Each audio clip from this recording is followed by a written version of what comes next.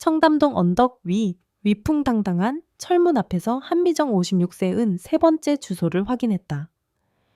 손에 쥔 종이가 땀에 젖어 축축했다. 11월의 초겨울 바람이 그녀의 얇은 코트 자락을 파고들었지만 그녀가 느끼는 한기는 바람 때문만은 아니었다. 이런 빌어먹을 연돈도 못 버는 게 밥은 꼬박꼬박 처먹어. 머릿속에서 전남편 박병호의 고함 소리가 메아리 쳤다. 유리잔이 벽에 부딪혀 박살나는 소리, 술에 절은 거친 숨소리. 미정은 자기도 모르게 어깨를 움츠리며 눈을 질끈 감았다. 5년이나 지났지만 그 기억은 끈질긴 악령처럼 그녀를 놓아주지 않았다. 그녀는 다시 눈을 떠 앞의 집을 바라보았다. 현대적인 디자인의 2층 양옥집은 세련됐지만 어딘지 모르게 스산한 기운을 풍겼다. 담쟁이 덩굴을 쫓아 오르기를 포기한 듯한 회색빛 외벽은 마치 단단한 갑옷 같았다. 이 갑옷 안에는 어떤 사람이 살고 있을까? 심호흡을 한 미정은 떨리는 손가락으로 초인종을 눌렀다. 네. 인터컴에서 낮고 차분한 중년 남성의 목소리가 흘러나왔다. 전 남편의 거친 목소리와는 하늘과 땅 차이였다. 저 한미정입니다. 오늘부터 일하기로. 아, 한미정 씨. 들어오세요. 문 열려 있습니다. 철컥 소리와 함께 묵직한 철문이 열렸다. 미정은 마른 침을 삼키며 안으로 들어섰다. 잘 가꿔진 정원을 지나 현관문 앞에 서자 문이 스르륵 열리며 한 남자가 나타났다. 윤태식 63세. 서류에서 본 나이보다 훨씬 젊어 보였다. 희끗희끗한 머리카락을 단정하게 넘겼고 잘 다려진 회색 셔츠에 검은색 면바지를 입고 있었다. 훤칠한 키 떡 벌어진 어깨. 그는 은퇴한 기업 회장이라는 직함에 걸맞은 위엄을 지니고 있었지만 눈빛에는 깊은 고독이 서려 있었다. 안녕하세요. 윤태식입니다. 안녕하십니까. 한미정입니다. 잘 부탁드립니다. 미정은 90도로 허리를 숙이며 시선을 바닥에 고정했다. 고용주의 얼굴을 똑바로 쳐다보는 것은 예의에 어긋난다고 생각했다. 편하게 하세요. 집안 구조부터 설명해 드리겠습니다. 태식의 안내는 간결하고 정중했다. 그는 시종일관 미정과 2팔 정도의 거리를 유지했다. 그녀가 불편해할까봐 의식적으로 거리를 두는 것이 느껴졌다. 집은 넓고 모든 것이 완벽하게 정돈되어 있었지만 사람 사는 온기가 느껴지지 않았다. 거실의 값비싼 소파에는 쿠션 하나 흐트러짐이 없었고 대리석 바닥은 거울처럼 반짝였지만 차가웠다. 집 전체에 깊은 침묵이 감돌았다. 마치 거대한 박물관 같았다. 1층은 거실과 주방, 그리고 제 서재입니다. 2층에는 침실이 3개 있는데 하나는 제가 쓰고 나머지는 비어 있습니다. 자녀분들은 안 계십니까? 미정은 조심스럽게 물었다. 아들은 미국에 있고 딸은 근처에서 따로 삽니다. 명절 때나 가끔 들르죠. 그의 목소리는 담담했지만 미정은 그 안에 숨겨진 쓸쓸함을 느낄 수 있었다. 태식은 마지막으로 유리온실처럼 꾸며진 작은 공간으로 그녀를 이끌었다. 안에는 각양각색의 난초들이 자태를 뽐내고 있었다. 집의 다른 공간과 달리 이곳만은 생기가 넘쳤다. 이곳은 제 아내가 살아있을 때 가꾸던 곳입니다. 그의 목소리가 처음으로 희미하게 떨렸다. 아내가 난초를 무척 좋아했습니다. 다른 건 몰라도 이 난초들만큼은 신경 써서 돌봐주셨으면 합니다. 네, 사장님, 명심하겠습니다. 미정은 그의 눈에서 아내를 향한 깊은 그리움을 읽었다.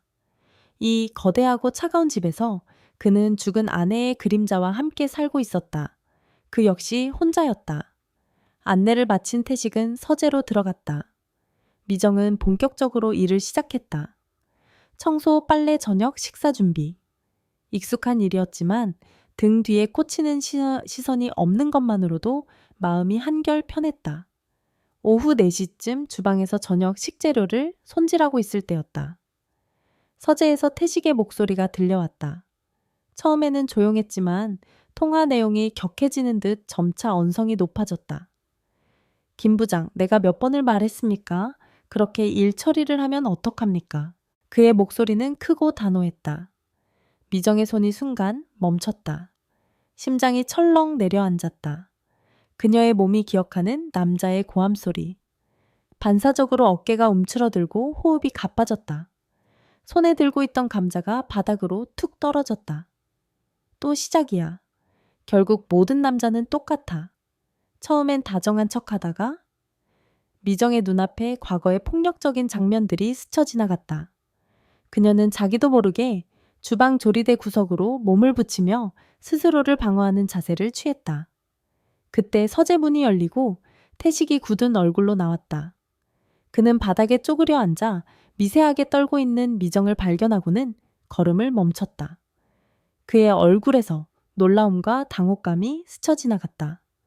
그는 미정의 상태가 자신의 전화 통화 때문이라는 것을 즉시 알아차렸다.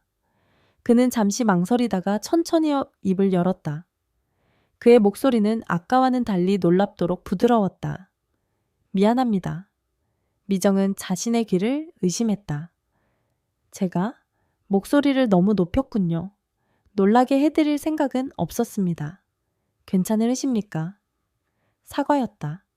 고함에 가까운 소리를 낸 것에 대한 너무나도 진심 어린 사과였다.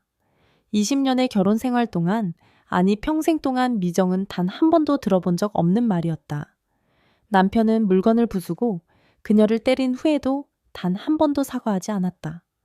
오히려 내년이 나를 화나게 만들었잖아 라며 모든 것을 그녀의 탓으로 돌렸다.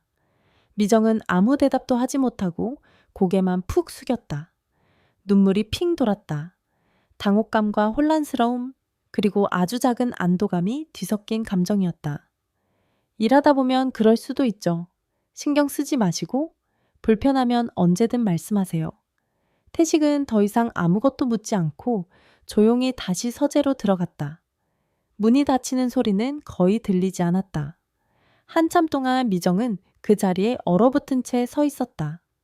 심장은 여전히 세차게 뛰고 있었지만 이제는 공포 때문이 아니었다. 그녀는 천천히 허리를 펴고 바닥에 떨어진 감자를 주워들었다. 그리고 닫힌 서재 문을 바라보았다. 이 거대하고 침묵이 흐르는 집, 죽은 아내의 그림자를 안고 살아가는 외로운 남자. 그리고 방금 전 그녀의 상처를 무심코 건드렸다가 진심으로 사과할 줄 아는 남자. 미정은 깨달았다. 이곳에서의 삶이 이전과는 완전히 다를 것이라는 예감을. 그리고 그 예감은 그녀를 두렵게 하면서도 동시에 아주 오랜만에 희미한 기대감을 품게 했다. 그녀는 닫힌 서재 문을 향해 나지막이 속삭였다. 이 사람은 다르다. 완전히 다른 사람이다. 며칠이 흘렀다. 윤태식의 집은 여전히 거대한 침묵에 잠겨 있었다. 그는 아침 일찍 집을 나섰다가 별이 뜰 무렵에야 돌아왔다. 한미정은 그가 없는 텅 빈 집을 쓸고 닦으며 그가 혼자 앉아 저녁을 먹는 뒷모습을 보며 익숙한 외로움을 느꼈다. 창밖을 바라보며 말없이 숟가락을 움직이는 그의 모습은 마치 오래전 자신의 모습을 보는 것 같아 가슴 한구석이 아릿했다. 그는 약속대로 다시는 큰 소리를 내지 않았다. 늘 정중했고 언제나 미정이 놀라지 않도록 멀리서부터 인기척을 냈다. 미정 씨, 저 왔습니다. 현관에서 들려오는 그의 낮은 목소리는 이제 미정에게 하루의 끝을 알리는 조용한 신호가 되었다. 사건이 일어난 것은 어느 맑은 아침이었다. 태식의 아침 식사를 차린 후 미정은 찻잔을 옮기고 있었다. 은은한 난초 무늬가 새겨진 맑은 백자 찻잔이었다. 아내의 유품이 가득한 장식장 안에 고이 모셔져 있던 것을 태식이 며칠 전 직접 꺼내며 이 찻잔에 차를 마시면 향이 더 깊게 느껴집니다. 라고 말했던 바로 그 잔이었다. 그의 손길 하나하나에 아내를 향한 그리움이 묻어나는 것을 보았기에 미정은 그 찻잔을 보물처럼 조심스럽게 다뤘다. 하지만 쟁반을 들고 주방으로 돌아서는 순간 발밑에 있던 물기를 미쳐보지 못하고 미끄러졌다. 어머, 짧은 비명과 함께 쟁반이 기울었고 백자 찻잔이 대리석 바닥으로 떨어졌다. 쨍그랑 소리는 집 안의 모든 침묵을 산산조각 내며 날카롭게 울려 퍼졌다. 미정의 심장이 발치까지 떨어지는 것 같았다. 그녀의 눈앞에는 조각난 백자 찻잔이 아닌 20년 동안 깨져 나갔던 수많은 그릇과 자신의 망가진 삶이 겹쳐 보였다. 이런 쓸모없는 연그릇 하나 제대로 못 옮겨 전 남편의 목소리가 귓가에 울렸다. 욕설과 함께 거친 손이 날라들던 그 순간의 공포가 온몸을 덮쳤다. 미정은 그 자리에 얼어붙었다. 온몸의 피가 차갑게 식는 것 같았다. 숨이 막히고 손이 제멋대로 떨려왔다. 미정 씨. 서재에서 나온 태식의 목소리에 미정은 움찔하며 뒤로 물러섰다. 거의 본능적인 반응이었다. 그녀는 두 팔로 얼굴을 가리며 몸을 웅크렸다. 곧 닥쳐올 폭언과 질책에 대비하는 지난 20년간 몸에 밴 비참한 방어 자세였다. 하지만 태식은 멈춰섰다. 그는 깨진 찻잔을 본 것이 아니라 공포에 질려 떨고 있는 미정을 먼저 보았다. 그의 미간이 미세하게 찌푸려졌다. 미정 씨 괜찮으십니까? 그의 목소리에는 그 어떤 분노의 기색도 없었다. 오직 차분한 걱정만이 담겨 있었다. 미정은 팔을 내리지 못한 채 떨리는 목소리로 겨우 대답했다. 죄송합니다. 정말 죄송합니다. 제가 부주의해서 변상하겠습니다. 얼마든지. 그녀의 목소리는 거의 울음에 가까웠다. 됐습니다. 태식은 단호하게 말했다. 그는 천천히 미정에게 다가오다가 그녀가 더 불안해하지 않도록 적당한 거리에서 멈췄다. 그릇이야 또 사면 되지만 사람은 다치면 안 되죠. 다친 곳은 없으십니까? 그는 깨진 찻잔 조각이 아닌 미정의 상태를 먼저 살폈다. 미정은 천천히 팔을 내렸다. 그의 눈은 진심으로 그녀를 걱정하고 있었다. 저는 괜찮습니다. 하지만 찻잔이 제가 치울 테니 뒤로 물러나 계세요. 파편에 발을 다칠 수 있습니다. 태식은 그렇게 말하고는 창고로가 빗자루와 쓰레받기를 가져왔다. 그리고는 셔츠 소매를 걷어붙이고 조심스럽게 바닥에 파편들을 쓸어 담기 시작했다. 은퇴한 대기업 회장이 일개 가사도우미가 깬 찻잔 조각을 직접 치우고 있었다. 미정은 그 모습을 멍하니 바라보았다. 화를 내지 않는다. 소리를 지르지도 않는다. 오히려 나를 걱정한다.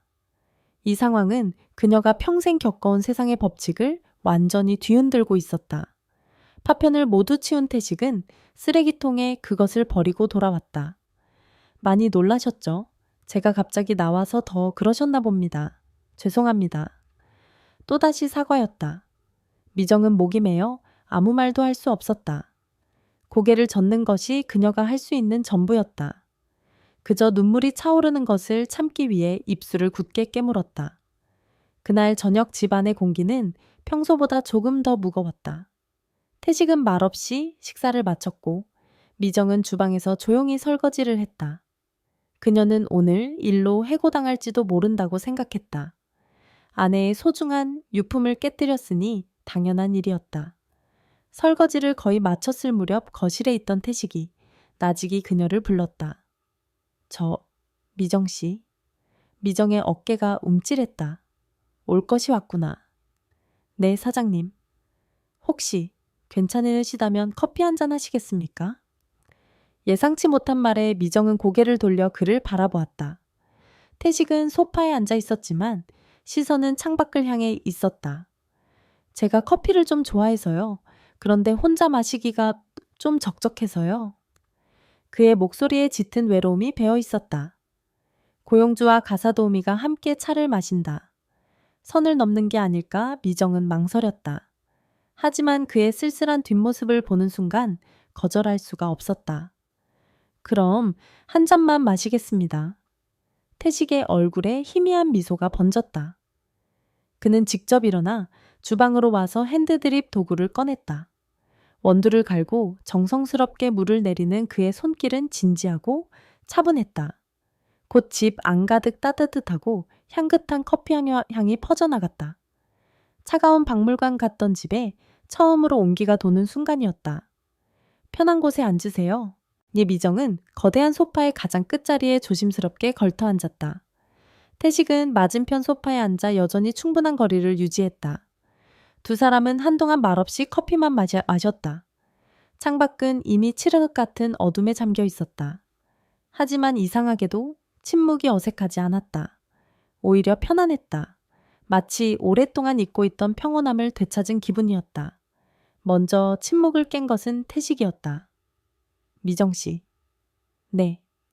여기가 직장이기도 하지만 미정 씨가 하루 종일 계시는 공간이니까요. 부디 편하게 지내셨으면 좋겠습니다. 그의 목소리는 낮고 따뜻했다. 그리고 혹시라도 제가 오늘 아침처럼 불편하게 해드리면 언제든 바로 말씀해 주십시오. 미정은 대답 대신 조용히 고개를 끄덕였다. 따뜻한 커피잔의 온기가 손가락을 통해 심장까지 전해지는 것 같았다. 이렇게까지 자신을 세심하게 배려해주는 사람은 그녀의 인생에 단 한 번도 없었다. 그날 밤 좁은 원룸으로 돌아온 미정은 침대에 누워 천장을 바라보았다. 조심해야 해. 착각하지 마. 저 사람은 그저 친절한 고용주일 뿐이야. 하지만 가슴 한구석에서 피어오르는 따스한 감정을 외면할 수는 없었다. 이 차가운 집에서 처음으로 온기가 느껴졌다. 어쩌면 이곳에서 모든 것이 달라질지도 모른다고 아주 잠시 꿈 같은 생각을 했다. 그리고 그 생각은 미정에게 두려움과 함께 아주 작은 설렘을 안겨주었다. 그날 이후 한미정의 시간은 두 개의 공간으로 나뉘었다. 고용주 윤태식의 고요하고 안전한 집, 그리고 밤마다 돌아가야 하는 자신의 좁고 불안한 원룸. 그녀는 점점 더 태식의 집에 머무는 시간을 갈망하게 되었다. 그곳의 침묵은 더 이상 차갑게 느껴지지 않았다. 오히려 상처받은 자신을 부드럽게 감싸주는 보호막 같았다. 11월의 마지막 주 오후부터 하늘이 심상치 않았다. 잿빛 구름이 낮게 깔리더니 이내 도시 전체를 어둠 속으로 밀어넣었다. 미정은 2층 복도 창문을 닦으며 불안한 마음으로 창밖을 내다보았다. 바람이 유리창을 흔드는 소리가 점차 거세졌다. 오늘은 일찍 퇴근하셔야겠습니다. 곧 비가 쏟아질 것 같군요. 서재에서 나온 태식이 말했다. 그는 재택근무를 하는 날이었다. 네, 사장님. 이것만 맞아? 미정의 말이 끝나기도 전에 번개가 하늘을 길게 가로질렀다. 그리고 잠시 후 쿠르르릉 쾅 하늘이 찢어지는 듯한 굉음이 집 전체를 뒤흔들었다. 미정의 손에서 걸레가 툭 떨어졌다. 그녀의 온몸이 그 자리에 못 박힌 듯 굳어버렸다. 피가 빠져나가는 듯 손발이 차가워지고 심장이 미친 듯이 날뛰기 시작했다. 그녀의 눈에는 더 이상 청담동의 고급 주택이 보이지 않았다. 시야가 흐려지며 20년 전 지옥 같던 그날 밤의 낡은 아파트 거실이 눈앞에 펼쳐졌다. 그날도 이렇게 천둥이 쳤다. 번개가 번쩍일 때마다 술에 취한 남편 박병호의 일그러진 얼굴이 드러났다 사라졌다. 그의 손에는 반쯤 비운 소주병이 들려 있었다. 이놈의 집구석은 왜 이렇게 어두워 불도 안 켜고 뭐해? 미정은 비에 젖은 채 들어온 그를 위해 수건을 들고 다가갔다. 하지만 돌아온 것은 따뜻한 말이 아니었다. 짝뺨을 후려치는 소리가 천둥 소리에 묻혔다. 미정은 바닥에 쓰러졌다. 귓가에서 윙하는 이명이 울렸다. 제발, 제발 그만해요. 그녀의 애원은 그의 분노의 기름을 부을 뿐이었다. 번개가 다시 한번 번쩍였고 그 순간 남편의 주먹이 그녀의 얼굴을 향해 날아오는 것이 보였다. 안 돼. 미정의 입에서 작은 신음이 터져 나왔다. 과거와 현재가 뒤섞이며 현실 감각이 사라졌다. 그녀는 복도 바닥에 주저앉아 머리를 감싸 쥐었다.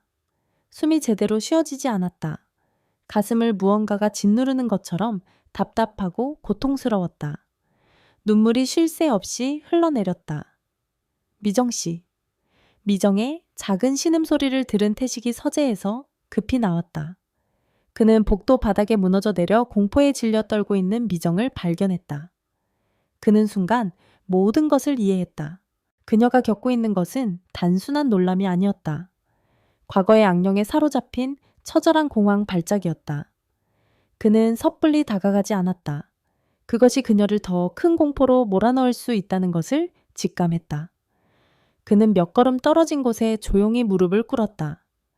그의 그림자가 그녀를 위협하지 않도록 그녀의 시야에 자신이 온전히 들어올 수 있는 거리였다. 미정 씨. 그가 낮고 차분한 목소리로 불렀다. 마치 깊은 동굴 속에서 울리는 소리처럼 그의 목소리는 안정적이었다. 괜찮습니다. 여기는 안전합니다. 미정은 고개를 들지 못하고 그저 덜덜 떨기만 했다. 귓께는 여전히 남편의 폭언과 천둥 소리가 뒤섞여 울리고 있었다. 저를 보세요, 미정 씨.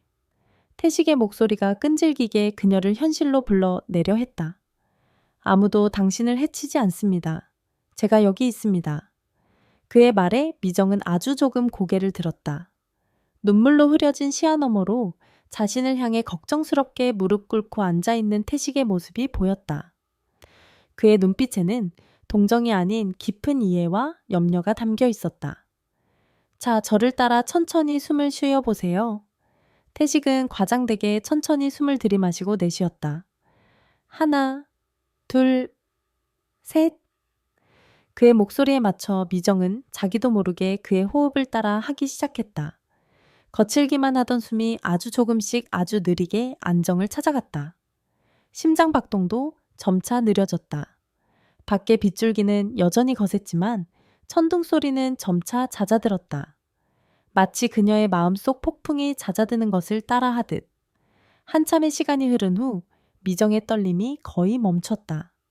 그녀는 땀과 눈물로 젖은 얼굴을 손등으로 닦으며 힘겹게 입을 열었다. 죄송합니다. 추한 모습을 보여서? 목소리가 심하게 갈라져 나왔다. 추한 게 아닙니다. 태식이 조용히 말했다. 아픈 거지요. 누구나 아픈 곳은 있습니다. 그는 자리에서 일어나 주방으로 가 따뜻한 물 한 잔을 가져왔다. 그리고 여전히 거리를 둔 채 그녀에게 컵을 건넸다. 미정은 떨리는 두 손으로 컵을 받아들었다. 따뜻한 온기가 손바닥을 통해 온몸으로 퍼져나가는 것 같았다. 비 오는 날, 천둥 치는 날이면 가끔 옛날 생각이 나서요. 미정은 자기도 모르게 작은 비밀을 털어놓았다. 누구에게도 심지어 딸에게조차 제대로 말하지 못했던 상처의 한 조각이었다. 태식은 더 이상 묻지 않았다. 그저 조용히 그녀의 옆에 앉아 그녀가 물을 다 마실 때까지 기다려주었다. 판단하지도 위로하려 하지도 않았다. 그저 침묵으로 존재 자체로 그녀의 곁을 지켰다. 그날 밤 미정은 태식의 배려로 텅 빈 게스트룸에서 잠을 청했다. 깨끗하고 포근한 침대에 누웠지만 잠은 오지 않았다. 그녀는 낮에 있었던 일을 되짚어 보았다. 자신의 가장 비참하고 약한 모습을 전부 들켜버렸다. 하지만 그는 경멸하거나 비웃지 않았다. 오히려 조심스럽게 존중하며 그녀가 다시 일어설 수 있도록 기다려주었다. 그는 그녀의 무너진 모습을 본 것이 아니라 그 안에 숨겨진 깊은 상처를 보아주었다. 미정은 어둠 속에서 조용히 눈물을 흘렸다. 하지만 이번 눈물은 절망이나 공포의 눈물이 아니었다. 꽁꽁 얼어붙었던 마음 한구석에 아주 작고 연약하지만 분명한 신뢰의 싹이 조심스럽게 고개를 내밀고 있었다. 어쩌면 이 사람이라면 괜찮을지도 모른다는 아주 작은 희망의 싹이었다. 천둥치던 날 이후 집안의 공기는 미묘하게 변했다. 윤태식과 한미정 사이에 보이지 않던 벽이 한 겹 허물어졌다. 태식은 여전히 정중한 거리를 유지했지만 그의 시선에는 이전보다 더 깊은 이해심이 담겼다. 미정 역시 더 이상 그를 단순한 고용주로만 대하지 않았다. 그녀는 자신도 모르게 그의 기척에 귀를 기울이고 퇴근 시간이 되면 현관 쪽을 힐끔거리는 자신을 발견하곤 했다. 그녀의 일상에 새로운 습관이 하나 생겼다. 바로 아침마다 태식의 아내가 가꾸던 유리온실의 난초들을 돌보는 일이었다. 처음에는 그저 고용주의 지시사항이라 생각했지만 시간이 지날수록 그 일은 미정에게 작은 위안이 되었다. 흙냄새 물 한 개, 그리고 조용히 피어나는 꽃잎들. 그 생명력 넘치는 공간에 있을 때만큼은 과거의 악몽을 잠시 잊을 수 있었다. 그녀는 난초 하나하나에 말을 걸며 마치 오래된 친구를 대하듯 정성스럽게 돌봤다. 고요한 평화는 오래가지 않았다. 토요일 오후였다. 미정이 온실에서 시든 난초잎을 조심스럽게 떼어내고 있을 때 현관 쪽에서 날카로운 하이힐 소리가 들려왔다. 곧이어 화려하면서도 차가운 분위기를 풍기는 한 여자가 온실 입구에 나타났다. 윤지영 38세, 윤태식의 딸이었다. 머리부터 발끝까지 명품으로 치장한 그녀는 잘 관리된 대기업 마케팅 임원의 표본 같았다. 하지만 아름답게 꾸민 얼굴 위로 떠오른 표정은 칼날처럼 날카로웠다. 누구시죠? 지영의 목소리는 부드러웠지만 가시가 돋쳐 있었다. 그녀는 미정의 허름한 작업복과 흙 묻은 손을 위아래로 훑어보았다. 그 시선에는 노골적인 경계심과 경멸이 담겨 있었다. 어머, 안녕하십니까? 한미정이라고 합니다. 새로운 가사 관리사입니다. 미정은 황급히 일어나 허리를 숙였다. 지영의 시선은 미정의 손에 들린 시든 난초잎에 꽂혔다. 순간 그녀의 눈빛이 싸늘하게 변했다. 지금 뭐 하시는 거예요? 거기 함부로 만지지 마세요. 아, 이건 시든 잎이라서 제가 됐어요? 지영은 미정의 말을 차갑게 끊었다. 그녀는 온실 안으로 성큼성큼 들어와 미정을 지나쳐 난초들을 살폈다. 마치 자신의 영토를 침범당한 여왕처럼. 이곳은 우리 어머니의 영혼이 깃든 곳이에요.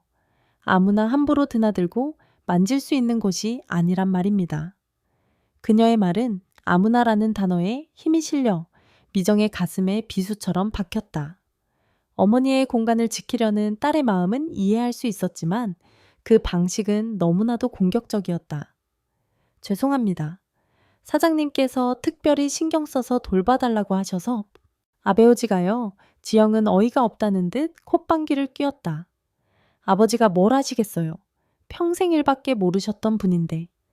그때 서재에서 나온 태식이 그들을 발견했다. 지영가 왔구나. 연락도 없이. 아버지께 드릴 말씀이 있어서요. 지영은 태식을 향해 돌아섰지만 그녀의 목소리는 여전히 차가웠다. 그런데 아버지, 어떻게 저런 분한테 어머니의 정원을 맡기실 수가 있어요? 미정 씨는 꽃을 아주 잘 돌봐주신다. 네, 어머니가 봤어도 좋아했을 거야. 태식의 온화한 대답은 오히려 지영의 분노를 부채질했다. 어머니요, 아버지 어머니 이름을 함부로 입에 담지 마세요. 저 사람 앞에서 그녀의 목소리가 높아졌다. 미정은 어찌할 바를 모르고 그 자리에 못 박힌 듯 서 있었다. 윤지영, 말이 지나치구나. 태식의 목소리가 낮게 가라앉았다. 제가 틀린 말 했어요. 어머니가 돌아가신 지 얼마나 됐다고 벌써 낯선 사람한테 어머니의 자리를 내어주시려는 거예요. 이 정원도 이 집도 전부 어머니의 흔적이라고요. 지영은 미정을 노려보며 쏘아붙였다. 마치 미정이 태식을 유혹하여 집안을 차지하려는 파렴치한 여자라도 되는 것처럼. 상황이 험악해지는 것을 느낀 미정이 조용히 입을 열었다. 제가 잠시 자리를 비켜드리겠습니다. 미정은 고개를 숙이고 온실을 빠져나왔다. 하지만 그녀가 돌아서는 순간 등 뒤로 지영의 얼음장 같은 목소리가 날아와 꽂혔다. 기억해 두세요. 이 집에는 당신이 절대 만져서는 안 되는 것들이 있으니까. 그것은 경고였다. 단순한 가사 도우미를 향한 것이 아닌 감히 선을 넘보려는 침입자를 향한 서늘한 경고. 주방으로 돌아온 미정은 가슴을 쓸어내렸다. 심장이 불안하게 뛰었다. 태식의 딸 윤지영. 그녀는 죽은 어머니의 기억을 지키는 충실한 상속자였다.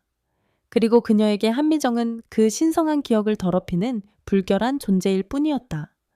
잠시 후 부녀의 대화가 끝났는지 지영이 주방으로 들어왔다. 그녀는 찬장에 있던 고급 찻잔 세트를 꺼내며 혼잣말처럼 하지만 미정이 다 들으라는 듯이 말했다. 사람을 드릴 땐 분수를 아는 사람을 드려야 하는데 말이야. 미정은 대꾸하지 않고 묵묵히 저녁 식사 준비를 계속했다. 오늘 처음 만난 고용주의 딸. 그녀는 앞으로 이 집에서 가장 넘기 힘든 거대하고 차가운 벽이 될 것임을 직감했다. 평화는 깨졌다. 이제 막 작은 온기가 싹트기 시작한 이 집에 차가운 겨울 폭풍이 몰려오고 있었다. 윤지영이 다녀간 후 집안의 공기는 다시 팽팽한 긴장감으로 가득 찼다. 그녀는 그 후로도 예고 없이 불쑥불쑥 찾아와 집 안 곳곳을 매의 눈으로 훑었다. 특히 미정이 유리온실 근처에라도 있을 때면 그녀의 시선은 얼음 송곳처럼 날카로워졌다. 미정은 지영과의 불필요한 마찰을 피하기 위해 최대한 조심스럽게 행동했다. 윤태식은 딸의 무례함을 알고 있었지만 섣불리 개입하지 않았다.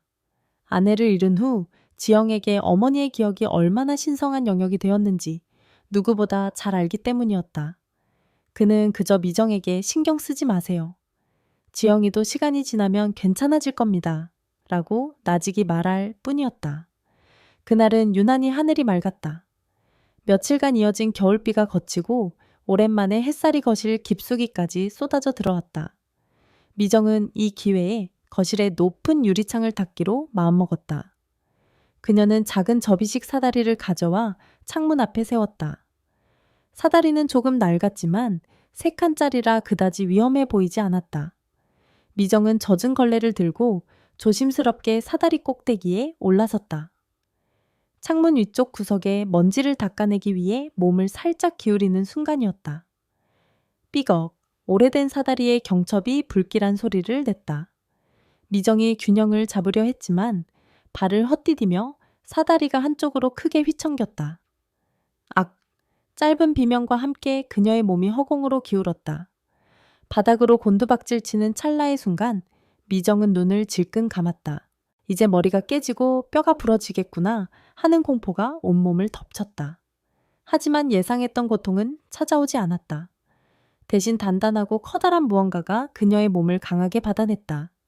놀라 눈을 뜨자 바로 눈앞에 윤태식의 얼굴이 있었다. 그가 서재에서 나오다가 비명소리를 듣고 번개처럼 달려와 그녀를 받아낸 것이었다. 미정은 그의 품에 완전히 안겨 있었다. 생전 처음이었다. 남편 박병우에게 안겨본 기억은 술에 취해 폭력을 휘두르기 직전의 전희이거나 강압적인 행위뿐이었다. 하지만 지금 그녀를 감싸고 있는 이 품은 달랐다. 넓고 안정적이고 놀라울 정도로 따뜻했다. 그의 심장 소리가 쿵쿵쿵, 규칙적으로 그리고 조금은 빠르게 뛰는 소리가 그녀의 뺨을 통해 고스란히 전해져 왔다. 그의 몸에서는 비누와 옅은 묵향이 섞인 깨끗한 향기가 났다. 미정은 자기도 모르게 숨을 멈췄다. 태식 역시 당황하기는 마찬가지였다. 갑작스러운 상황에 본능적으로 몸을 날렸지만 품 안에 들어온 미정의 작고 가벼운 몸에 그는 순간 할 말을 잃었다. 그녀의 머리카락이 그의 턱을 간지럽혔고 그녀의 놀란 숨결이 그의 셔츠 위로 느껴졌다. 12년 전 아내가 세상을 떠난 이후 이렇게 가까이에서 여성의 온기를 느껴본 것은 처음이었다. 그의 심장이 제멋대로 뛰기 시작했다. 시간이 멈춘 것 같았다. 둘은 한동안 그렇게 서로를 붙잡은 채 얼어붙어 있었다. 어색함과 놀라움, 그리고 아주 희미하고 낯선 설렘이 뒤섞인 기묘한 침묵이 흘렀다. 먼저 정신을 차린 것은 미정이었다. 그녀는 화들짝 놀라며 그의 품에서 빠져나오려 허둥댔다. 죄송합니다. 제가 조심했어야 했는데. 아닙니다. 다치신 곳은 없으십니까? 태식 역시 황급히 그녀를 놓아주며 한 걸음 뒤로 물러섰다. 하지만 그의 시선은 여전히 걱정스럽게 그녀에게 고정되어 있었다. 두 사람의 얼굴은 약속이라도 한 듯 붉게 달아올라 있었다. 네네, 괜찮습니다. 정말 감사합니다. 이 미정은 고개를 푹 숙인 채 어쩔 줄 몰라 했다. 방금 전의 감촉이 너무나도 생생하게 남아 있었다. 자신을 받쳐주던 그의 단단한 팔 빠르게 뛰던 그의 심장 소리, 그리고 그녀를 바라보던 그의 깊은 눈빛. 그 사다리는 버려야겠습니다. 위험하군요. 앞으로 높은 곳은 그냥 두세요. 사람을 부르겠습니다. 아닙니다. 제 말 들으세요? 태식의 목소리는 단호했다. 두 사람 사이에는 이전과 다른 어색한 공기가 흘렀다. 단순한 고용주와 가사 도우미 사이의 공기가 아니었다. 남자와 여자로서 서로를 의식하기 시작한 미묘하고 위험한 긴장감이었다. 그리고 그 순간을 집 밖에서 누군가가 지켜보고 있었다. 이웃집에 사는 김 여사였다. 그녀는 매일 아침 동네를 한 바퀴 산책하는 것이 취미이자 동네의 온갖 소문을 수집하는 정보원이었다. 담장 너머로 흙잇집 안을 엿보던 그녀의 눈에 윤태식 회장이 젊은 가사 도우미를 와락 껴안고 있는 장면이 정확히 포착되었다. 물론 사다리가 넘어져서 생긴 사고라는 전후 사정은 알 턱이 없었다. 그녀의 눈에는 오직 은퇴한 호라비 회장과 젊은 여자의 백주대낮 포옹이라는 자극적인 장면만이 남았을 뿐이다. 김 여사의 입가에 의미심장한 미소가 떠올랐다. 그녀는 아무것도 못 본 척 헛기침을 하며 걸음을 옮겼지만 손은 이미 핸드백 속에 스마트폰을 찾고 있었다. 단축번호 1번. 윤지영 이사. 어머, 윤 이사 나야. 옆집 사는 김사모. 별일은 아니고 내가 아주 재밌는 걸 봐서 말이야. 전화기 너머 김 여사의 목소리는 꿀처럼 달콤했지만 독을 품고 있었다. 이제 막 피어오르기 시작한 미묘한 감정의 싹 위로 차가운 독사의 그림자가 드리워지고 있었다. 집안의 두 사람은 자신들에게 어떤 폭풍이 몰려오고 있는지 까맣게 모르고 있었다. 옆집 김 여사의 전화는 단순한 안부 인사가 아니었다. 그것은 잘 벼린 칼날이었고 정확히 윤지영의 가장 예민한 상처를 겨누었다. 어머 윤 이사, 오해는 하지 말고 들어. 오늘 아침에 보니까 윤 회장님이 새로 온 아줌마랑 거실에서 아주 그냥 진하게 포옹을 하고 있더라고. 혹시 두 사람 보통 사이가 아닌 건가 해서. 내가 괜한 말을 했나? 호호호. 수화기 너머로 들려오는 교양 있는 목소리는 아기로 가득 차 있었다. 지영은 아무렇지 않은 척 신경 써주셔서 감사해요 사모님 이라고 말하며 전화를 끊었지만 스마트폰을 쥔 그녀의 손은 분노로 하얗게 질려 있었다. 감히 어떤 년이. 그녀의 머릿속에 가사도우미 한미정의 얼굴이 떠올랐다. 순진한 척 불쌍한 척하며 아버지에게 접근하던 그 얼굴. 어머니의 신성한 난초를 만지던 그 더러운 손. 지영의 눈에 핏발이 섰다. 그녀는 곧바로 회의를 취소하고 지하 주차장으로 향했다. 아버지를 홀린 불려우의 꼬리를 잘라버려야 했다. 검은색 세단이 맹렬한 속도로 도로를 질주했다. 지영의 머릿속은 온갖 경멸적인 단어들로 들끓었다. 천박한 것, 돈에 눈이 먼 것, 분수도 모르는 것. 어머니는 평생을 우아하고 고결하게 사셨다. 아버지의 성공을 위해 헌신했고 단 한 번도 품위를 잃지 않으셨다. 그런데 저런 여자라니. 감히 어머니의 공간을 어머니의 남편을 넘보다니 용서할 수 없었다. 끼익 요란한 마찰음을 내며 차가 집 앞에 멈춰 섰다. 지영은 차에서 내려 현관 비밀번호를 거칠게 누르고 안으로 들어섰다. 집안은 평소처럼 고요했다. 그 고요함이 오늘은 위선처럼 느껴져 역겨웠다. 그녀는 곧장 주방으로 향했다. 예상대로 한미정이 저녁 식사를 준비하고 있었다. 도마 위에서 규칙적으로 칼질하는 소리가 지영의 신경을 날카롭게 긁었다. 아, 아가씨, 오셨습니까? 미정은 지영을 보고 놀라 칼을 내려놓으며 인사했다. 지영은 대답 대신 냉장고로 성큼성큼 걸어가 문을 활짝 열었다. 그리고는 차가운 생수 한 병을 꺼내 컵에 따랐다. 얼음이 부딪히는 소리가 섬뜩하게 울렸다. 아주 편해 보이시네. 지영이 차가운 목소리로 비꼬았다. 네, 이 집이 이제 당신 집이라도 되는 것 같냐고 묻는 거예요. 아가씨, 그게 무슨... 시끄러워. 지영이 날카롭게 소리쳤다. 그녀는 컵을 든 채 미정에게 다가섰다. 그녀의 눈은 경멸과 분노로 이글거렸다. 어디서 배운 수작이야. 불쌍한 척 순진한 척하면서 늙은 남자 등쳐먹는 거 우리 아버지 외로운 거 이용해서 이 집 재산이라도 삼키려고 했어. 오해십니다. 아가씨. 저는 그런 적 없습니다. 미정은 당황해서 손을 내저었다. 그녀의 심장이 불안하게 뛰기 시작했다. 지영의 모습에서 과거 남편의 모습이 겹쳐 보였다. 오해, 오늘 아침에 거실에서 껴안고 있던 건 뭔데? 그것도 오해야. 다 늙어서 발정난 암캐처럼 꼬리치는 게 아니고. 지영의 입에서 나온 상스럽고 모욕적인 말에 미정의 얼굴이 하얗게 질렸다. 그녀는 입술을 파르르 떨며 아무 말도 하지 못했다. 어떤 변명도 어떤 해명도 이글거리는 분노 앞에서는 소용없다는 것을 지난 20년간의 경험으로 알고 있었다. 우리 어머니가 어떤 분인지 알아. 당신 같은 천박한 여자가 감히 넘볼 수 있는 자리가 아니야. 평생을 헌신하고 고생하며 이 집을 우리 아버지를 지키셨어. 그런데 당신이 당신 따위가 감히. 지영의 목소리는 울음과 분노가 뒤섞여 떨리고 있었다. 그녀는 미정이 자신의 세계를 어머니의 기억을 파괴하는 침입자라고 굳게 믿고 있었다. 정신 차려. 여기가 어디라고 감히 기어올라. 순간 지영은 손에 들고 있던 물컵을 미정의 얼굴을 향해 그대로 뿌려버렸다. 촥 얼음처럼 차가운 물이 미정의 얼굴과 상반신을 적셨다. 물방울이 그녀의 뺨을 타고 흘러내렸다. 미정은 너무나 큰 충격과 모멸감에 숨조차 제대로 쉴 수 없었다. 눈을 감지도 피하지도 못했다. 그저 흠뻑 젖은 채 그 자리에 얼어붙어 있을 뿐이었다. 이게 바로 내 분수야. 알겠어. 지영이 경멸적으로 쏘아붙였다. 바로 그때였다. 지금 뭐 하는 짓이냐.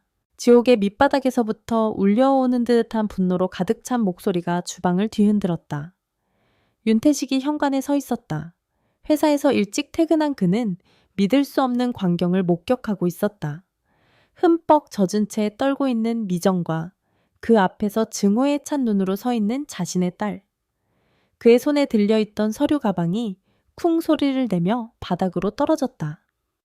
지영가, 내가 지금 뭘 본 거냐고 물었다. 태식의 얼굴은 평생 한 번도 본 적 없는 무서운 분노로 일그러져 있었다. 그는 성큼성큼 주방 안으로 들어섰다. 그의 전신에서 뿜어져 나오는 위압감에 지영조차 순간 움찔했다. 차가운 물보다 더 시린 절망감이 미정의 온몸을 감쌌다. 결국 이렇게 되는구나. 결국 나는 어디에서도 환영받지 못하는구나. 그녀의 눈에서 뜨거운 눈물이 흘러내려 뺨에 묻은 차가운 물과 뒤섞였다. 주방 안 세 사람 사이의 저 공기는 깨진 유리처럼 날카롭고 위태롭게 흔들리고 있었다. 아버지, 이건... 윤지영은 당황했지만 물러서지 않았다. 그녀는 아버지의 분노가 자신을 향하고 있다는 사실에 오히려 더 큰 배신감을 느꼈다. 이 여자가 아버지를 속이고 있는 거라고요? 아버지야말로 정신 차리세요. 저 여우 같은 년한테 홀려서 어머니를 모욕하고 계신 거예요. 닥치지 못할까. 윤태식의 고함이 집 전체를 울렸다. 미정은 태식이 그렇게 큰 소리를 내는 것을 처음 보았다. 그의 분노는 오롯이 자신의 딸을 향하고 있었다. 하지만 그 분노가 자신을 보호하기 위한 것이라는 사실이 미정을 더 비참하게 만들었다. 그녀 때문에 이 단란했던 부녀 사이에 균열이 생기고 있었다. 내 어머니가 이걸 봤다면 사람에게 이따위 무례한 짓을 한 너를 보고 통탄했을 거다. 태식은 떨리는 미정의 어깨를 보고 가슴이 찢어지는 것 같았다. 그는 지영에게 한 걸음 더 다가서며 낮고 위협적인 목소리로 말했다. 당장 이분에게 사과해. 싫어요. 제가 왜요? 저런 여자한테 사과하느니 차라리 혀를 깨물고 말지. 지영은 눈물을 글썽이며 소리쳤다. 아버지는 제 아버지이기 전에 우리 어머니의 남편이셨어요. 어떻게 어머니를 이렇게 쉽게 잊으실 수 있어요? 아버지와 딸의 격렬한 다툼 속에서 미정은 유령처럼 서 있었다. 그녀는 이 모든 소란의 원인이었다. 그녀가 없었다면 이 집은 계속 평화로웠을 것이다. 그녀의 존재 자체가 이들에게 불행을 가져온 것이었다. 모멸감, 수치심, 그리고 깊은 죄책감이 그녀의 온몸을 짓눌렀다. 차가운 물에 젖은 몸보다 마음이 더 시리고 아팠다. 내분수, 천박한 것, 여우 같은 년. 지영이 내뱉은 말들이 머릿속을 헤집고 다녔다. 그래, 저 말이 맞아. 나는 분수를 몰랐던 거야. 잠시나마 따뜻함에 취해서 행복을 꿈꿨던 내가 어리석었던 거야. 그만하세요. 미정이 힘겹게 입을 열었다. 그녀의 목소리는 너무 작아서 거의 들리지 않았다. 제가 다 잘못했습니다. 그녀는 누구의 얼굴도 쳐다보지 못했다. 그저 바닥만 내려다보며 물이 뚝뚝 떨어지는 자신의 초라한 모습을 감출 뿐이었다. 미정 씨는 잘못한 것 없습니다. 태식이 단호하게 말했다. 하지만 미정은 고개를 저었다. 아닙니다. 제가 떠나는 게 맞습니다. 죄송합니다. 그녀는 젖은 몸을 이끌고 부녀를 지나쳐 자신이 머물던 작은 방으로 향했다. 문을 닫고 들어서자마자 참고 있던 모든 것이 무너져 내렸다. 그녀는 문에 기댄 채 그대로 주저앉아 소리 없이 울었다. 서러움이 복받쳐 어깨가 들썩였다. 20년 동안 남편에게 맞고 살면서도 이렇게 비참하지는 않았다. 폭력은 무서웠지만 그것은 그저 미친놈의 관계일 뿐이었다. 하지만 오늘 겪은 일은 달랐다. 이것은 그녀의 존재 자체를 부정당한 것이었다. 감히 넘볼 수 없는 것을 넘본 더럽고 천박한 존재로 낙인 찍힌 것이었다. 한참을 울던 미정은 자리에서 일어났다. 눈물로 젖은 손으로 낡은 가방을 열고 얼마 되지 않는 자신의 짐을 챙기기 시작했다. 희망은 처음부터 없었다. 잠시 꿈을 꿨을 뿐이다. 이제 꿈에서 깨어날 시간이었다. 밤이 깊었다. 집안은 폭풍이 휩쓸고 간 것처럼 고요했다. 태식은 딸을 돌려보내고 무거운 마음으로 서재에 앉아 있었다. 그는 몇 번이나 미정의 방문 앞으로 갔지만 차마 문을 두드릴 용기가 나지 않았다. 무슨 말로 그녀를 위로해야 할까? 미안하다는 말로는 결코 지워지지 않을 상처였다. 그는 날이 밝으면 그녀에게 진심으로 사과하고 딸을 대신해서 용서를 구해야겠다고 다짐했다. 그녀가 이 집을 떠나게 둘 수는 없었다. 절대로. 하지만 미정의 결심은 그보다 빨랐다. 그녀는 밤새 뜬 눈으로 지새웠다. 그리고 새벽동이 트기 전 작은 메모지 한 장에 서툰 글씨로 몇 자를 적었다. 그동안 감사했습니다. 죄송합니다. 사직서라고 하기에도 민망한 짧은 작별 인사였다. 그녀는 그것을 태식의 서재 책상 위에 집 열쇠와 함께 조용히 올려놓았다.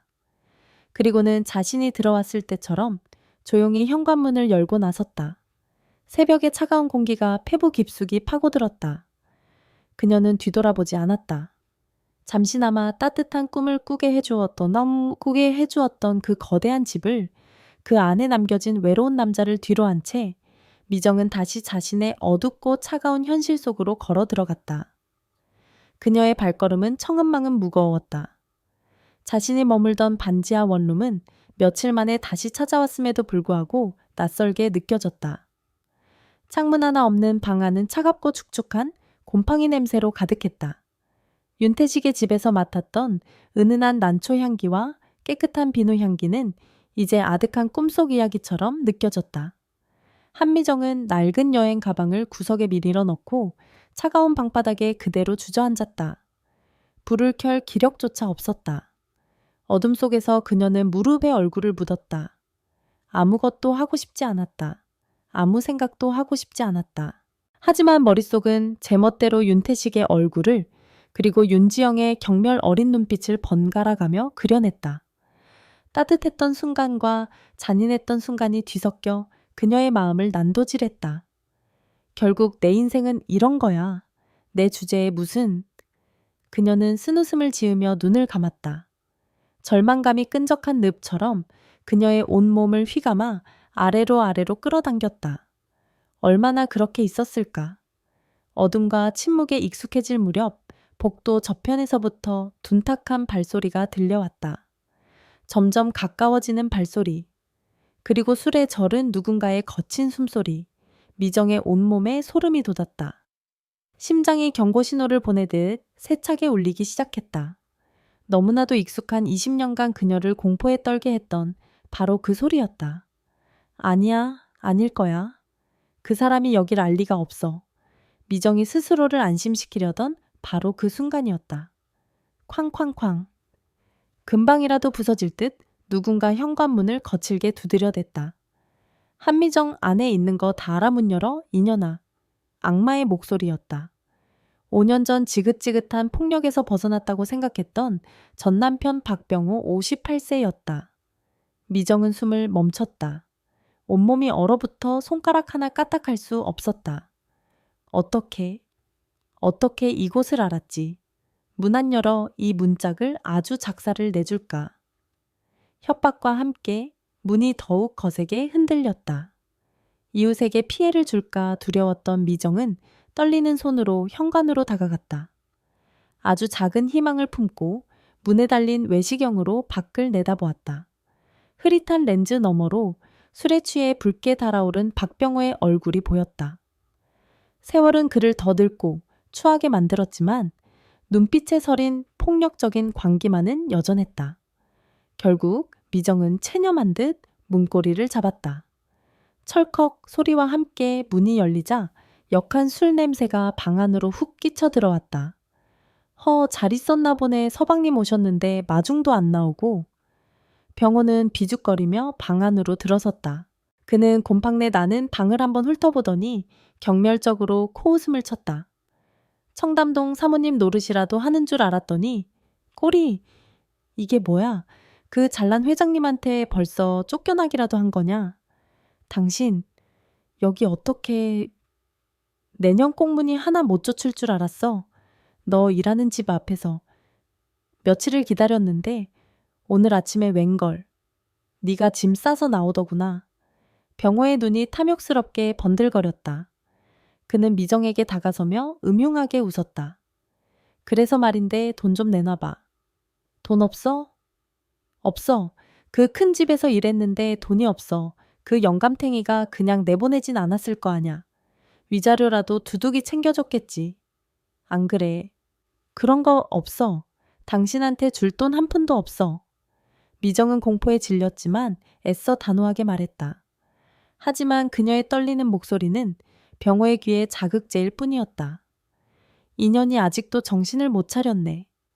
병호의 손이 거칠게 날아와 미정의 어깨를 움켜쥐었다. 좋은 말로 할 때 내놔. 안 그러면 내가 그 집 찾아가서 아주 재미있는 구경 시켜줄 테니까. 존경받는 윤태식 회장님께서 자기 집 가사도우미랑 놀아나다가 헌신짝처럼 버렸다고 말이야. 아주 소설을 써서 동네방네 떠들어줄까. 제발? 그러지 마. 그럼 돈을 내놓으라고. 병호는 미정을 거칠게 흔들었다. 미정은 저항하려 했지만 남자의 완력을 당해낼 수는 없었다.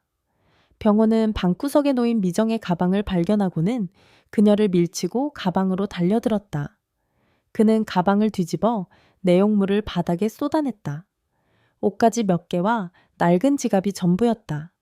그는 지갑을 열어 안에 든 몇만 원짜리 지폐 몇 장과 동전까지 탈탈 털어 자신의 주머니에 쑤셔 넣었다. 이게 다야 장난해? 그는 실망한 듯 소리치며 빈 지갑을 미정의 얼굴에 던졌다. 이걸로는 턱도 없지. 내가 다시 올 테니까 그때까지 목돈 준비해놔. 안 그러면 어떻게 되는지 알지? 병호는 마지막으로 미정을 혐오스럽게 쳐다보며 협박의 말을 남겼다. 네가 도망쳐봤자 내 손바닥 아니야, 한미정. 그는 그렇게 말하고는 문을 쾅 닫고 사라졌다. 악마가 떠나간 방 안에 미정은 홀로 남겨졌다. 그녀는 바닥에 주저앉아 무너져 내렸다. 지옥에서 겨우 빠져나왔다고 생각했는데 그 지옥이 자신을 다시 찾아왔다. 아니 어쩌면 그녀는 단 한 번도 그 지옥에서 벗어난 적이 없었던 것인지도 모른다. 그녀는 이제 돈뿐만 아니라 잠시나마 자신에게 빛이 되어 주었던 윤태식마저 잃을 위기에 처했다. 박병호는 약속을 지킬 인간이었다. 그를 막지 못하면 태식의 명예에 돌이킬 수 없는 상처를 입히게 될 것이다. 공포가 온몸을 옥죄어왔다. 벗어날 길이 보이지 않았다. 어둠 속에서 미정은 소리 죽여 흐느꼈다. 그녀의 울음소리는 축축한 방 안을 공허하게 맴돌았다. 다음 날 아침 윤태식은 잠을 설친 탓에 무거운 몸을 일으켰다. 어젯밤 딸 지영을 돌려보낸 후 그는 뜬 눈으로 밤을 지새웠다. 그는 미정에게 어떻게 사과해야 할지, 그녀의 상처를 어떻게 보듬어 주어야 할지 수없이 되뇌었다. 그녀를 잃을지도 모른다는 두려움이 그의 심장을 차갑게 죄어왔다. 평소 같았으면 주방에서 고소한 밥 지는 냄새가 흘러나왔을 시간. 하지만 집 안은 묘지처럼 고요했다. 불안한 예감에 휩싸인 태식은 아래층으로 내려갔다. 주방은 텅 비어 있었고 식탁은 차갑게 비어 있었다. 그는 조심스럽게 미정의 방문을 노크했다. 미정 씨, 저 태식입니다.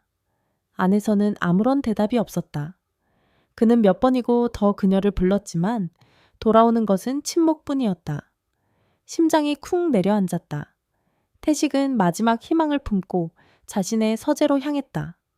그리고 그곳에서 잘 닦인 마호가니 책상 위에 놓인 작은 메모지와 열쇠를 발견했다. 그동안 감사했습니다. 죄송합니다. 그것이 전부였다. 짧은 문장 안에 담긴 체념과 절망의 무게가 태식의 가슴을 짓눌렀다. 손이 떨려왔다. 그는 즉시 휴대폰을 꺼내 그녀의 번호를 눌렀다. 하지만 수화기 너머에서는 차가운 기계음만이 흘러나왔다. 고객님께서 전화를 받을 수 없어. 태식은 허망하게 전화를 끊었다. 12년 전 아내를 잃었을 때 느꼈던 것과 비슷한 가슴이 텅 비어버리는 듯한 상실감이 그를 덮쳤다. 하지만 이번에는 무력하게 주저앉아 있을 수만은 없었다. 그는 서재의 파일 캐비닛을 열어 미정의 채용 서류를 다급하게 찾아냈다. 서류맨 아래 비상연락처와 함께 낡은 주소 하나가 적혀 있었다. 청담동과는 너무나도 다른 세상의 주소였다. 그는 코트와 차키만 챙겨 들고 집을 나섰다. 그의 차는 익숙한 강남의 번화가를 지나 점점 낡고 허름한 동네로 접어들었다. 화려한 빌딩들은 사라지고 거미줄처럼 얽힌 좁은 골목과 낡은 빌라들이 나타났다. 미정이 살아온 세상이었다. 내비게이션이 알려준 주소는 햇빛조차 제대로 들지 않는 낡은 다세대 주택의 반지하 베비로였다. 금방이라도 녹이 새러 부서질 듯한 철문을 마주한 태식은 잠시 망설였다. 내가 이곳에 와도 되는 것일까? 그녀에게 더 큰 상처를 주는 것은 아닐까? 하지만 그는 이대로 그녀를 포기할 수 없었다. 그가 문을 두드리려 손을 들었을 때였다. 어이 한미정 문 열어. 골목 어귀에서부터 술에 취한 남자의 고함 소리가 들려왔다. 태식은 본능적으로 계단근을 아래로 몸을 숨겼다. 비틀거리며 다가오는 남자는 어제 미정의 방에서 마주쳤던 바로 그 악마 박병호였다. 돈 준비해 놨겠지. 어제 그 영감탱이가 좀 쥐어주더냐. 병호는 문을 발로 차며 소리쳤다. 잠시 후 문이 아주 조금 열리고 미정의 창백한 얼굴이 나타났다. 돈 없다고 했잖아요. 제발 그냥 가세요. 인연이 아직도 상황 파악이 안 되네. 병호는 문틈으로 손을 뻗어 미정의 팔을 거칠게 잡아챘다. 미정이 비명을 지르며 저항했지만 병호는 그녀를 복도 밖으로 끌어내려 했다. 네가 정돈이 없으면 내가 그 윤태식이라는 영감한테 직접 받아야겠다. 가서 내년 몸값이라도 받아내야지.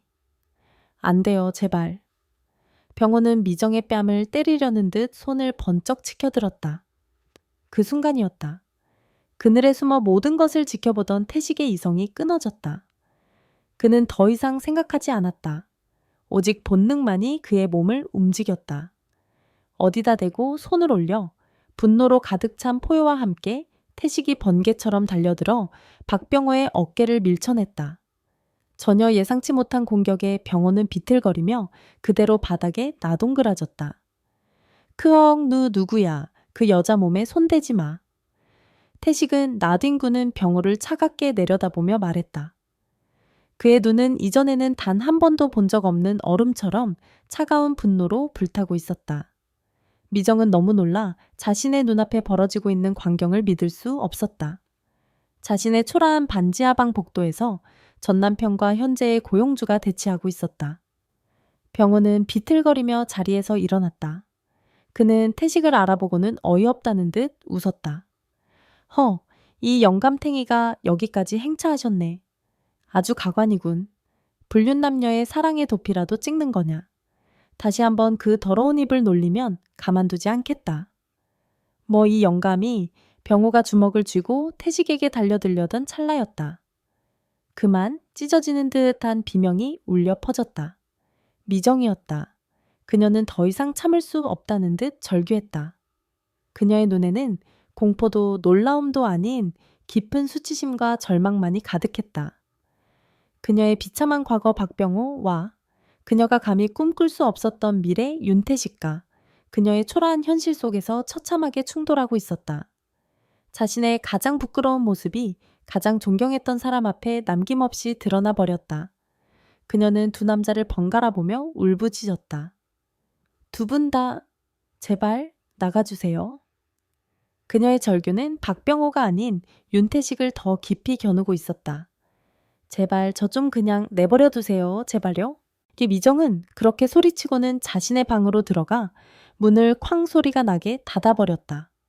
낡은 문 하나를 사이에 두고 그녀는 자신의 세계를 완전히 차단해 버렸다. 차가운 복대는 두 남자만이 남았다. 분노에 찬 태식과 이 상황이 재미있다는 듯 비열하게 웃고 있는 병호. 그리고 굳게 닫힌 문 너머에서는 모든 것을 포기한 여자의 흐느낌 소리가 희미하게 새어 나오고 있었다. 박병호의 비웃음 소리를 뒤로하고 윤태식은 무거운 발걸음으로 차로 돌아왔다. 제발 저 좀 그냥 내버려 두세요. 미정의 절규가 그의 귓가에 그리고 심장의 비수처럼 박혀 있었다. 그녀를 보호하려 했던 자신의 행동이 오히려 그녀에게 더 깊은 상처와 수치심을 주었다는 사실이 그를 고통스럽게 했다. 그는 차 안에서 한참 동안 꼼짝도 하지 못했다. 핸들을 쥔 손에 힘이 들어갔다. 포기해야 하는 걸까? 그녀가 원하는 대로 그녀의 삶에서 조용히 사라져줘야 하는 걸까? 하지만 그는 고개를 저었다. 그 악마 같은 놈의 소나기에 그녀를 혼자 남겨둘 수는 없었다. 절대로. 그는 먼저 비서에게 전화해 박병호라는 남자에 대해 알아봐 달라고 지시했다.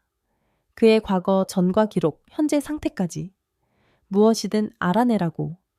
그리고 다음으로 그는 가장 어려운 전화를 걸었다. 딸 지영이었다. 지영가, 나다. 오늘 저녁에 집으로 와라. 할 이야기가 있다. 그의 목소리는 더 이상 분노에 차 있지 않았다. 대신 모든 것을 감당하기로 결심한 아버지의 단단하고 무거운 음성이 담겨 있었다. 그날 저녁 태식의 집 거실에는 무거운 침묵이 흘렀다. 지영은 팔짱을 낀 채 방어적인 자세로 소파에 앉아 있었다. 그녀는 아버지가 또 그 가사도우미 이야기로 자신을 비난하리라 생각했다. 미안하다.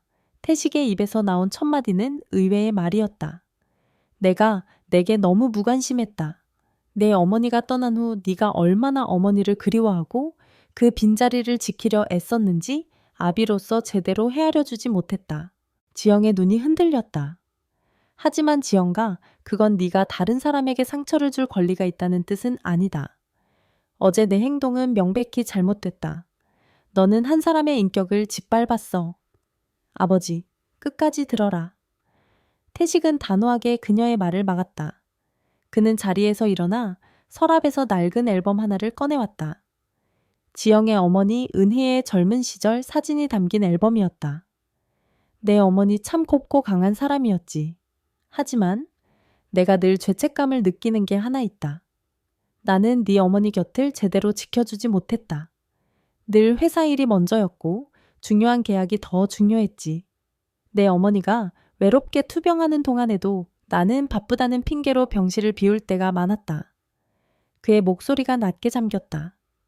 나는 내 아내의 임종조차 지키지 못한 못난 남편이다. 그 후회와 죄책감이 지난 10년간 나를 옭아매고 있었다. 나는 죽은 사람처럼 살았어. 그런데 미정 씨가 내 삶에 들어왔다. 그분 덕분에 내가 다시 웃고 다시 살고 싶다는 생각을 하게 됐다. 이건 네 어머니에 대한 배신이 아니야. 오히려 네 어머니가 살아있었다면 이제 당신도 행복하게 살아요 라고 말해주었을 거다. 태식은 딸의 눈을 똑바로 바라보았다. 나는 이 행복을 포기하지 않을 거다. 네가 반대하더라도. 하지만 나는 네가 이 모든 것을 이해해 주길 바란다. 내 딸이니까. 지영은 아무 말도 하지 못했다. 아버지의 진심 어린 고백 앞에서 그녀의 단단했던 분노의 벽에 조금씩 균열이 가기 시작했다. 한편 같은 시각 미정의 반지하 방에도 예상치 못한 손님이 찾아왔다. 딸 한서아 28세였다. 그녀는 엄마의 연락이 며칠째 닿지 않자 불안한 마음에 퇴근길에 곧장 달려온 것이었다. 엄마, 왜 이렇게 수척해졌어? 무슨 일이야? 불도 켜지 않은 채 이불을 뒤집어 쓰고 누워있는 엄마의 모습에 서아의 가슴이 철렁 내려앉았다. 그녀는 다그치듯은 엄마를 흔들었고 미정은 결국 모든 것을 털어놓았다. 윤태식의 친절함, 윤지영의 모욕, 그리고 박병호의 귀환까지. 이야기를 듣는 내내 서아의 얼굴은 분노와 슬픔으로 일그러졌다. 이야기가 끝나자 그녀는 이불을 걷어붙이고 엄마를 일으켜 앉혔다. 그래서 이대로 포기하겠다고. 서아야, 언제까지 그렇게 도망만 칠 건데 아빠한테 맞고 살 때도 그 인간이 무서워서가 아니라 나 때문에 참고 도망치지 못했다고 했잖아. 근데 지금은? 왜 도망쳐 이제 엄마 옆엔 내가 있잖아. 서아의 목소리가 커졌다. 그녀는 울고 있었다. 그동안 엄마가 얼마나 힘들게 살아났는데 이제 와서 겨우 행복해질 기회가 왔는데 왜 스스로 걷어차 버리냐고. 그 윤태식이라는 분 엄마를 진심으로 아껴주는 거 아니야. 그런데 고작 그 딸년의 모욕 때문에 그리고 다시 나타난 그 인간 쓰레기 때문에 모든 걸 포기해 그분한테 피해를 줄 수는 없잖니. 피해, 엄마가 그렇게 숨어버리는 게 그분한테 더 큰 상처일 거라는 생각은 안 해봤어. 엄마는 혼자가 아니야. 왜 맨날 혼자 모든 짐을 짊어지려고만 해. 서아는 엄마의 양어깨를 꽉 잡았다. 그녀의 눈은 엄마를 향한 안타까움과 사랑으로 가득했다. 일어나, 엄마. 싸워야지. 아빠한테서 도망쳤던 것처럼 이번에도 도망치면 평생 후회하게 될 거야. 이번에는 도망치는 게 아니라 맞서 싸워서 엄마 행복을 직접 쟁취해야지. 딸의 강인한 목소리가 미정의 굳어있던 마음을 흔들었다. 지난 20년간 그녀는 딸을 지키기 위해 버텼다. 그런데 이제 그 딸이 자신을 지키기 위해 자신을 위해 싸우라고 말하고 있었다. 그때 미정의 낡은 휴대폰이 띠링하고 울렸다. 오랫동안 꺼져 있다가 서아가 억지로 충전기를 꼬작 켠 참이었다. 액정에는 문자 메시지 하나가 떠 있었다. 발신자는 윤태식이었다. 아직 기다리고 있습니다. 혼자 모든 것을 짊어지지 마세요. 짧은 문장이었지만 그 안에는 흔들림 없는 믿음과 기다림이 담겨 있었다. 미정은 휴대폰 액정을 가만히 내려다보았다. 그리고 천천히 고개를 들어 눈앞의 거울을 바라보았다. 거울 속에는 눈물과 절망에 찌든 초라한 여자가 있었다. 하지만 그 여자의 눈동자 속에서 아주 오랜만에 꺼져 있던 불씨가 희미하게 다시 타오르기 시작했다. 딸의 용기 있는 목소리와 한 남자의 변치 않는 믿음이 그녀에게 다시 일어설 힘을 불어넣어주고 있었다. 다음 날 오전 박병호는 약속대로 다시 나타났다. 하지만 이번에 그가 향한 곳은 미정의 반지하 방이 아니었다. 강남 한복판에 위치한 윤태식의 회사 YS건설 사옥이었다. 그는 어젯밤 태식의 차 번호를 똑똑히 기억해 두었다. 어이 나 윤태식 회장 좀 만나러 왔소? 병호는 꾀죄죄한 행색으로 1층 로비에서 고함을 질렀다. 고급스러운 대리석 바닥과 반짝이는 샹들리에와는 전혀 어울리지 않는 불청객의 등장이었다. 직원들이 웅성거리기 시작했고 보안 요원들이 즉시 그에게 달려왔다. 회장님께서 지금 손님을 만나실 수 없습니다. 용무가 있으시면 용무 아주 중요한 용무가 있지 윤태식 회장 나오라고 해. 당신들 회장님이 내 마누라랑 바람난 거 온 세상에 떠들어 줄 테니까. 병호의 막무가내 행패의 로비는 순식간에 아수라장이 되었다. 바로 그때 엘리베이터 문이 열리고 윤태식이 비서와 함께 모습을 드러냈다. 그는 소란을 예상했다는 듯 조금도 놀라지 않은 얼굴이었다. 내가 윤태식입니다. 무슨 일이시죠? 태식의 차분하고 위험 있는 모습에 병호는 순간 주눅이 들었지만 곧 다시 기세등등하게 소리쳤다. 이 영감탱이가 드디어 나왔군 당신. 내 마누라한테 무슨 짓을 한 거야? 돈으로 꼬드겨서 순진한 여자를? 태식은 그의 말을 가만히 듣고만 있었다. 그의 침묵은 병호를 더욱 기고만장하게 만들었다. 당장 위자료 내놔 안 그러면 당신 회사 언론에 다 터뜨려서 망하게 해줄 테니까. 직원들은 충격에 휩싸여 두 사람을 바라보았다. 태식은 잠시 눈을 감았다가 떴다. 그리고는 나지기 하지만 로비 전체에 울릴 만큼 단호하게 말했다. 보안팀장. 네, 회장님. 저 사람 업무방해 및 명예훼손 현행범으로 경찰에 신고하고 변호사에게 연락해서 접근 금지, 가처분 신청과 함께 과거 폭행 및 협박에 대한 모든 증거를 수집해 고소하도록 하세요. 태식의 지시는 빠르고 정확했다. 그는 병호를 향해 차가운 시선을 던졌다.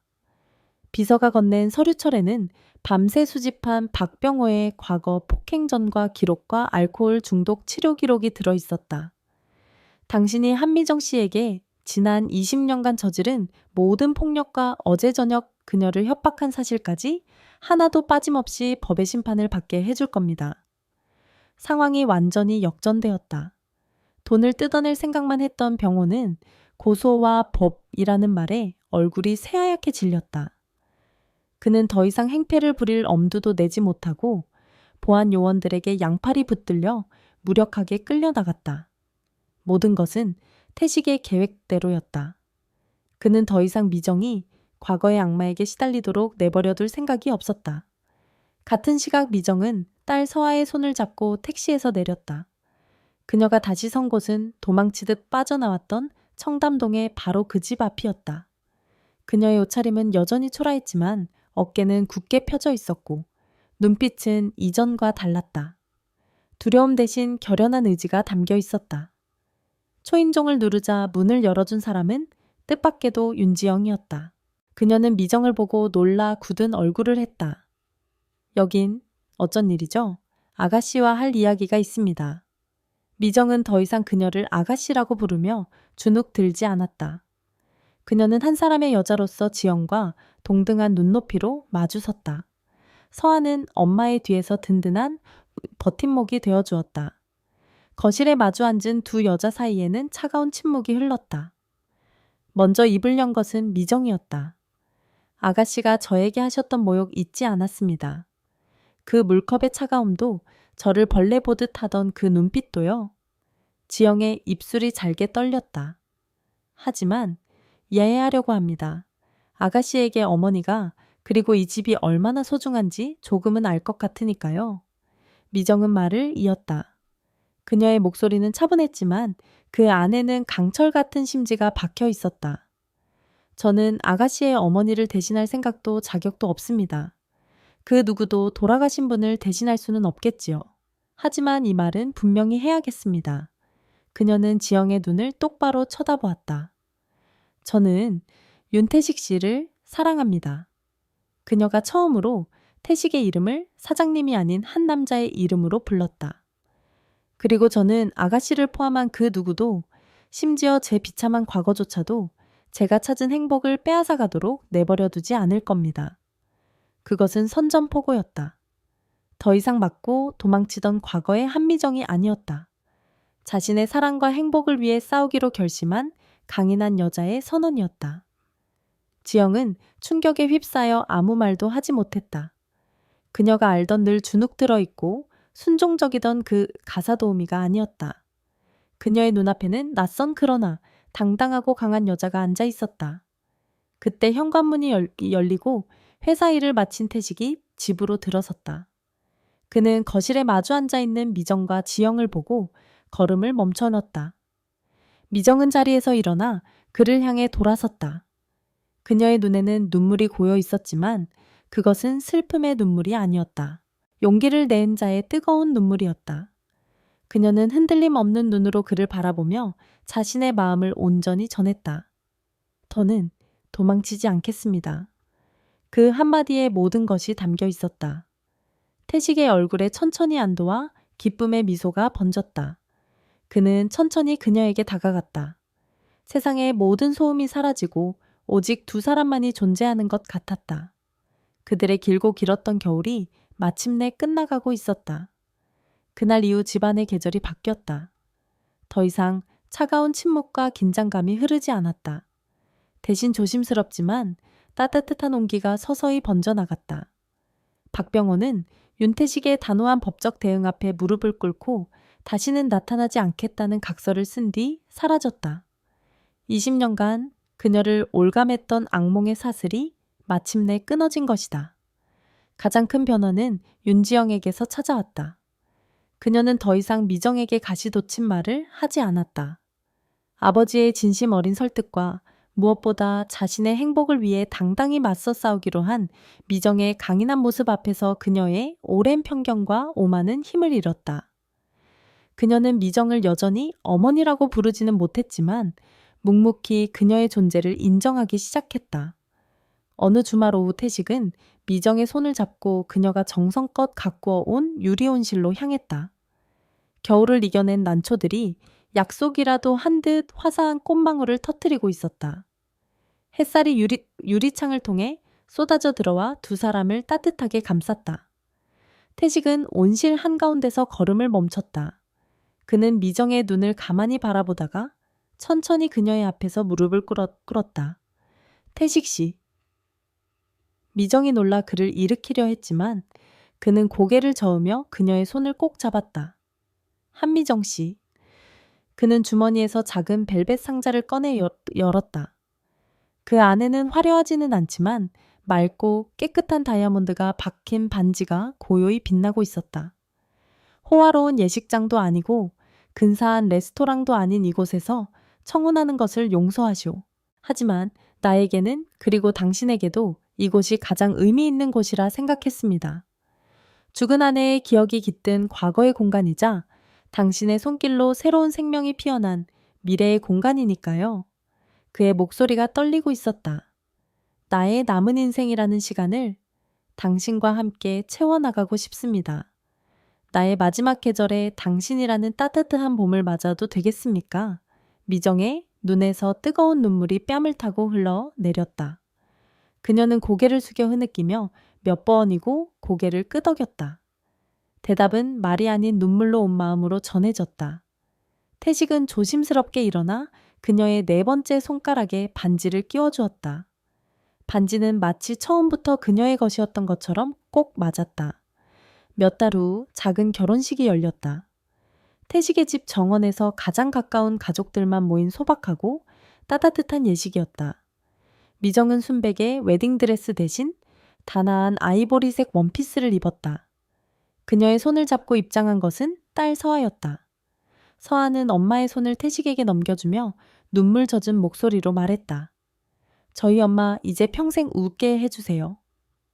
지영도 그 자리에 있었다. 그녀는 여전히 표정이 굳어 있었지만 두 사람이 서로를 바라보며 행복하게 웃는 모습을 보며 그녀의 눈가도 어느새 촉촉이 젖어들었다. 그녀는 나지막이 하지만 진심을 담아 축하의 말을 건넸다. 아버지, 행복해 보이시네요. 축하드려요. 그 한마디에 지난 모든 갈등이 눈 녹듯 사라졌다. 세월이 흘러 3년이라는 시간이 지났다. 정원은 늘 아이들의 웃음소리로 가득했다. 서아는 결혼하여 예쁜 딸을 낳았고 미정은 그토록 바라던 할머니가 되었다. 할머니, 3살배기 외손녀가 아장아장 걸어와 미정의 품에 안겼다. 미정은 아이를 번쩍 들어 올리며 행복하게 웃었다. 우리 강아지 할머니 보고 싶었어. 응, 할아버지도. 아이의 말에 옆에서 신문을 보던 태식이 환하게 웃으며 아이를 건네받았다. 그의 얼굴에는 지난 세월의 고독 대신 인자하고 행복한 할아버지의 미소만이 가득했다. 그때 지영이 직접 내린 커피를 쟁반에 받쳐들고 정원으로 나왔다. 그녀는 이제 미정을 볼 때마다 어색해하지 않았다. 두 분 커피 드세요. 고맙다 지영아. 태식이 말했다. 지영은 잠시 머뭇거리다가 미정을 향해 나직이 말했다. 어머니도 한잔하세요. 미정의 눈이 커졌다. 처음이었다. 3년 만에 처음으로 들어보는 그 말. 미정은 아무 말도 하지 못하고 그저 지영을 바라보며 눈물 어린 미소를 지었다. 지영은 쑥스러운 듯 시선을 피했지만 그녀의 입게도 희미한 미소가 걸려 있었다. 길고 길었던 마음의 겨울이 마침내 완전히 끝난 것이다. 그날 저녁 모든 가족이 돌아가고 정원에는 다시 둘만 남았다.